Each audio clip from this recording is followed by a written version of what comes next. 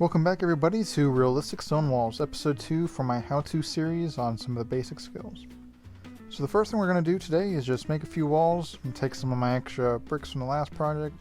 Now you could certainly get straighter walls, more even walls if you were building onto a surface or building something for an actual project and care to take some more time than I did with these. But just for the demonstrational purpose, these work just fine. So for the texture, I'll just take another piece of stone, run that all over them.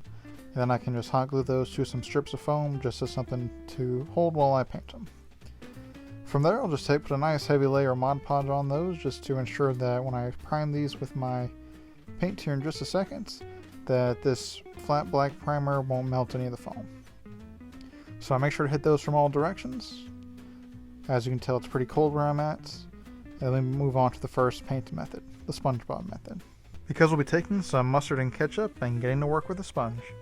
So we'll just start with the yellow and start dabbing that all over there, and then do the same thing with the red, just to make sure it gets a nice coverage all over it. From there I'll just take a dark gray and overbrush that, and then move on to the dry brushing, which will be done just by using multiple layers of lighter and lighter gray, just until we get a good coverage and good contrast on here. Now I painted this one up to be a little bit brighter than what I normally do my stone for this, just so I could play with the washes a little bit more later on. This will be the method I use for most of my projects. The second method we'll call the Jake method, because the base layer will be khakis. So first thing we're going to do is just take that khaki and put a nice heavy coat all over there, making sure that we brush it all flat too. And then I actually did multiple coats of this just to get up to a nice coverage. After that we're just going to take some yellow ochre and start randomly picking out different bricks to alternate that color with. Really just to get some color variation on the wall. And I would definitely recommend that you experiment and kind of just find the style and paint that you like. After that I took some just kind of an orangish red and went through and chose some more random blocks. And I also wouldn't say if there's any particular amount that you need to paint. Just kind of mix up the colors and work on getting good variation there. From there I'll take that same tan again from the beginning and just start dry brushing over the top of that. Just to really kind of dull down those bright colors again. And then I can do the same thing where I work my way up to a lighter color and finally to white. So then you get the two different variations of basic stone. Next will be just bricks. So to do that, I'll just take the same piece of wall and a nice dark red and do multiple coats of that just to cover up all of the black on that. Once that's done, I'll take the same red but just lighten it up with just a white just to get a different color variation there and just start picking out random blocks. About the same amount as before.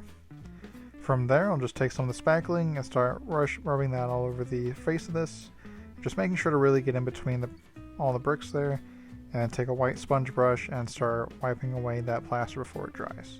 This will leave just a little bit of that plaster in the cracks there, and once it dries as that white, you get a really nice mortar look to it. So I'll also take just a wet paper towel just to kind of dab off some of it, and it doesn't look bad if you leave some of the plaster there on each of the bricks. After that, just a little bit of touch up from where some of the paint peeled off. If I'd used maybe a sealer over just a clear varnish over the first layer of paint, then it probably wouldn't have this issue, but it wasn't too bad to fix either.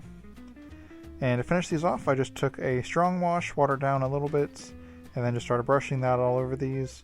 Probably 2 or 3 coats, but you could really take this as far or as light as you'd like it. But I thought at this level looks pretty good for this. Makes it look a little darker and a little dirtier, maybe a little more natural and weathered, but this is definitely something you can play with as much as you want to. Finally, all that was left was to clean up all that overbrushing and painting from the previous steps, and then was fine for the display. So these are the final results for these. I'm pretty happy with how they turned out, and the sandstone type look and the red bricks is actually the first time I've tried to paint this style, and I think they came out pretty good. But definitely something that could be developed further. If you found this useful, be sure to like and subscribe. Thanks for watching.